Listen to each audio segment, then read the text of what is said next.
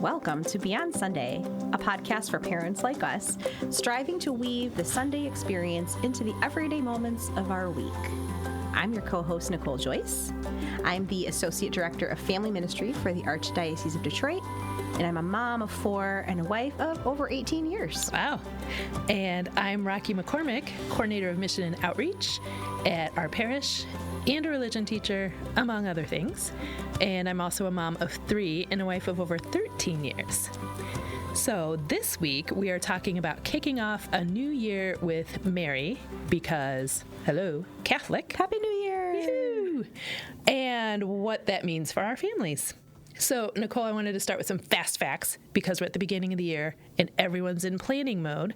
I thought, resolutions and planners. Let's find out a little bit more. So did you know in 2018, sales of planner books and organizers was over $386 million? I feel like I should be more surprised, but I'm not surprised. Maybe. I guess there are so many cute planners that make sense. They're so cute. Yeah. Okay. So in the cuteness, the planner accessories, so all those pens and stickers and ribbons that we like to stick in our planners, $3.9 million. Okay. I am definitely contributing to that very large number. I love me some colorful pens and markers. Me too. Yes, definitely. That's my favorite. Do you have a favorite brand? Ooh, I like Flair pens. Oh yeah. But I like those erasable ones. Have you seen those? No, there's erasable pens. They're the best. Because I just remember erasable pens from like the 4th grade when it smeared all over your hand. These are super cool. Like. They're called like friction with an X. Oh, and you can erase everything. Oh my gosh, they're life changing for anybody who uses a paper trip planner. To Target after we do this. Awesome. But anyway, taking like one company in particular, and they're like the premier planner, they found adults between 22 and 40 make up 65% of their clientele. I was surprised by the 22 because I just felt like I'm kind of an old Gen X / millennial, and I like everything in like paper. Yes, so it's not just the geriatric millennials buying paper planners. It is not. Even those youngins. Yeah. The youths still like the planners. Yeah, they do. They do. 22 and 40. Okay. And this probably won't surprise anyone. 98% are female. Yes. Not shocked. Noted. Going to resolutions, only 23% of survey participants last year planned on making New Year resolutions. I feel like that number is probably higher, but people don't want to say their resolutions out loud. Fair enough, non-committal. Because that's if I make story that for another commitment known, then everyone's going to know when I crash and burn. Fair enough. I also wonder, too, if that's like a post-pandemic thing where, like, we made plans and then, like, why bother planning? Right? Right. Like, all our plans went up in smoke, so why even bother? We'll just take it as it comes. Mm-hmm. But anyway, yeah, I don't know. I feel like the non-committal thing is also really big, but that's a whole story for a whole different podcast. Yes. The most popular resolutions for 2022 are living healthier, it's 23%, personal improvement and happiness, 21%, and losing weight, is 20%. So those are some of our fast facts on planners and resolutions. And you are a planner person? I am a planner person, but also I'm not a planner person. I like on the scale. I'm like a huge. I like things planned. However, I love the pretty things, and I buy the planners. My friends make beautiful planners, and I start out in January with all the color-coded prettiness, and then I enter more things in April. And then maybe I pick it up in September. So I'm a really inconsistent planner user. Uh-huh. So your planner goes on summer vacation, is what I'm hearing. It goes on winter break, summer vacation, right? For real. No, I do love the planner. I like having things written out. I'm a list maker for sure. Like that helps me be productive. And yes. How about you? I also love paper planners. I do. I have, but I'm not as fancy as I used to be. Like I went through this phase before COVID where I tried to color code everything. Oh my. So like I had a different color for each kid. Okay. And I have 4 kids, which was great. And I mainly did it. My primary motivation, I hope someone out there can relate to this, is that I would have this moment where I would sit down on the couch after dinner and be like, wait, am I missing a kid? Was I supposed to pick someone up from somewhere? And I don't know. Do you have them count off? Is it like The Sound of Music where you have them come forward and present? Regita. No, but I can easily count heads, right? And I'm like, there's a head missing. Which one is it? Did I? And, and my husband's like, yes, he's, at fencing or whatever. I'm going to go get him in 20 minutes. Oh, okay, good. Like, so I had everybody color coded so I could keep track of where everyone had to be. And but how long did that last? Oh, maybe the first card marking. Nice. So what is that? 8 weeks? Yeah. Yeah.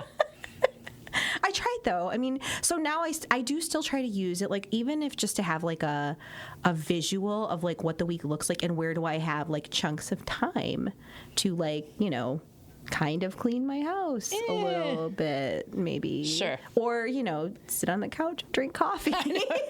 Where is the silence? Yes. There is no stop for that, right? Yes. No, and I think we're just reaching that point where our kids are starting to be in school activities. So for me, it's less who are we missing and more who did we forget to take to whatever it is they're supposed to be at. Yes. So, we're getting to that stage now. Yes. And then, do you also have to put everything in your phone and on paper so that you don't forget? Yes. Because I need the alarm to go off to be this kid needs to be here for this long and at this time. And then also, for my own job, okay, what liturgical season are we in? Is it Advent? Is it Lent? Is it ordinary time? Do I have an evening of reconciliation? Do I have what this color retreat? was Father wearing at Mass on Sunday? Right. So working for the church, you have all of that thrown in too. Not just what day is it, but what season are we in? Yeah. So speaking of liturgical year. Oh, yes. Today we celebrate this week, this January 1st, we celebrate the Solemnity of Mary, the Mother of God, which is also always coincides with January 1st, the first day of 2023. But really, I think most of us are thinking about January 1st as post-holiday letdown, all the things that we planned, all the grand ideas we had, we were going to bake all these different recipes and we were going to do all these activities and we were going to go sledding and we were going to take that super adorable picture in front of the Christmas tree with everyone in matching pajamas. And then we sit down and we're man, I did not do any of that stuff. Right. Or maybe I tried some of it and it was an epic fail, the outtakes from trying to take that family photo. My expectations for what the family photo looks like over the last 12 years has gone down drastically. As long as we're all kind of in the picture, we're good to go because it's real life. And guess what? That's what we're capturing. Yeah. Don't tell my kids, though, because I still want them to smile at the camera. You still need to smile. I know. Just look and smile. Don't look like you are a crazy We're making memories here. And you will like them. Right. No, I definitely think that there's that post-holiday letdown, but I think it's mixed in with this anticipation and excitement about newness, right? I think whenever we're starting something new, Christ says he makes all things new, and there is that anticipation and that excitement, kind of those rose-colored glasses of this is going to be my year. I'm going to do all the things. I'm going to lose the weight. I'm going to grab that planner. I'm going to make my vision boards. I will realize all my dreams. My house is going to be spotless this year. Mm-hmm. But then, by February, I'm exhausted, and the laundry's piled up in 4 different rooms, and that didn't happen, and we don't go back to it. So what I wonder is, how do we capture that anticipation and that joy and the excitement, but in a way that's life-giving? Because as we're going back to Mary, the Mother of God, everything she does is life-giving, right? Yeah. Bringing Jesus to us, offering herself in that way to say yes, but in a way that brings life.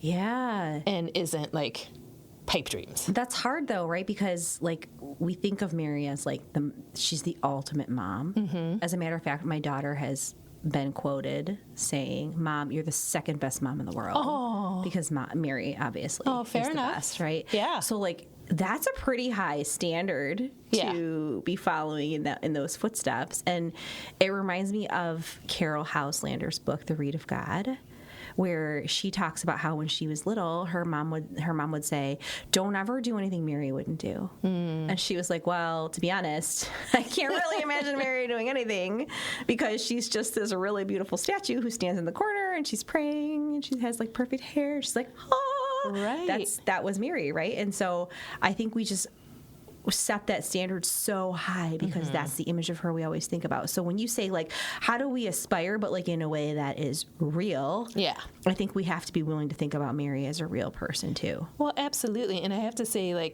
even in remembering her perfection and the fact that we are aspiring to be perfect like Mary, that doesn't mean that we're aspiring to be perfect. And I have to tell you a story. So my husband and I were out before school. We were at the mall doing back-to-school shopping or something. And so we had all of our kids, and so I took the older two, and they're like, Dad has the youngest. And so we're waiting for him to come out of the store, and he comes out of the store, but it's just him. And I'm like, well, where's the other kid? And he's like, you have him. I'm like, I do not have him. You have him. She told me you had him. And so we run back into the store. And I have to say, I was so proud of the baby of the family. Like, he knew, go to an adult, be safe, tell them that you're lost, that you can't find your parents. And so they did, and they found us. Like, it was a matter of like 2 minutes, not even. But those were probably like the longest 2 minutes of your life. But we were talking after, and we're like, okay, we get it now. Because like Mary lost Jesus. Like, yes. She left him behind at the temple, thinking somebody else not had him for more 2 than minutes. I think. No, for 3 days. So we're like, yeah, we get it. Like, we now have parenting cred, right? Our parent cred has grown. We have officially misplaced a child for a moment of time. And you stay cool under pressure. Right. I mean, after maybe a little like, okay, you're okay. And then like all the tears came because he was fine until he found us, and then he was safe, and then it was just, I couldn't find you. And so then we had to take our time and recollect. Yes, I am so appreciative of that story of Mary and Joseph not knowing where Jesus is, because that just makes her so much more real. And then I like put myself in that position, and I would be so stressed. Like, I had one job, and then I've lost the Son of God. How did I let this happen? Job, keep track of the Son of God. And then I try to imagine Joseph, right? Like, he's like, it's okay. I'm sure he's fine. Right. He's probably with another family in the caravan. Let's go see if we can check it out. And she's like, but you don't understand. And then they find him, and he's like, how did you not know I was going to be here? I'm still here. I'm good. I'm good. So I take a lot of comfort in remembering that Mary had those parenting moments too. That while her will, her alignment with God's will was perfect, like, she's still human. And so she has those human experiences. And I think like those images of Mary as a wallflower are just, I think they missed the mark. Right. Because, I mean, even after the Annunciation, Mary's response in the Magnificat is anything but tame. Amen. Right? She's talking about, yes, I am the lowly handmaid of the Lord, but also like he's going to topple the mighty from their thrones. And this is, it's a powerful statement and such a song of justice, that Mary isn't just this wallflower that is meek and silent and invisible throughout the gospel story. Mm-hmm. She's very much there, very much a part of it, and very active in Christ's own life. And for us, I think that speaks to kind of two sides, right? Like, so one side is we're being asked to give a fiat. We're being asked to kind of surrender to whatever God's plan is for us. Amen. Like, we have to be doing that. But then also, like, recognizing that it's not always going to look the way we want it to, but that's okay, because there is such a grand plan for us. Like, Mary knew what was going to happen here, and that's why she was so willing to give her fiat and say, yes, whatever you will for me, let it be done. I mean, that's so powerful, because we always want to plan. We like plan. That's why we sell so many planners. 100%, right? We want to be in control. Yes, and so sometimes, like, when we make that fiat, sometimes it might be really hard for us, because it might look like not using a planner or not cleaning my house on the schedule that I really want to clean it on, or like not always staying on top of the laundry. Yeah, or maybe not taking on the extra project so you can stay on top of the laundry. Yeah. Oh my gosh. So wait. So are you saying that we should spend part of this new 2023 reconsidering our boundaries? Maybe. You're making me really uncomfortable. I'm sorry. Well, let's respect that boundary and move on. No. But I think too, when we're talking about Mary's fiat, like our fiat, our yes to God isn't going to be Mary's yes to God. It's our yes, because each one of us is created uniquely and unrepeatably. So the way that God is going to ask us to surrender to his will is going to look different from everybody else's. And I think that's another beauty of what Mary shows us.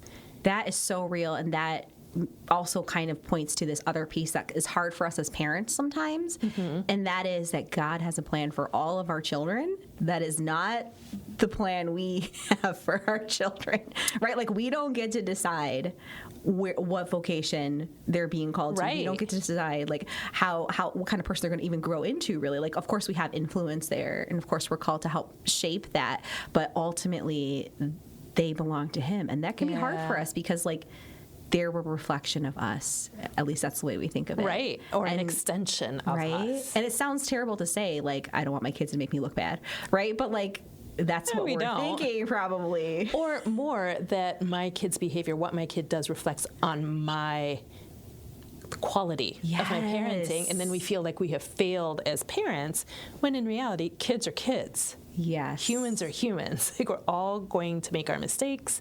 We're all going to do great things, but that's not necessarily a reflection of our worth as a woman or as a man. You know, as my motherhood, my womanhood isn't always defined by whether my child is behaving at the moment and what that even means. Mm-hmm. You know, the ability to let our kids be kids too.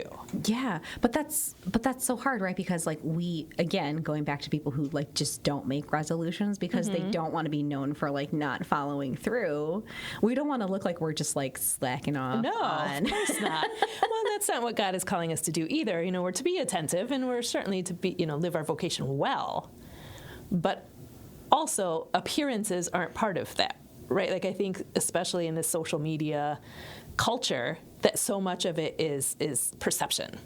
Is that we don't want to be perceived. Let's talk about pressure. Let's talk about pressure from like media in general, but definitely social media. Like how much pressure we put on ourselves just by seeing those images. Right, and comparison for women is bad anyway. Then you take like the mommy wars of, okay, are you homeschooling? Are you sending your kid to a Catholic school?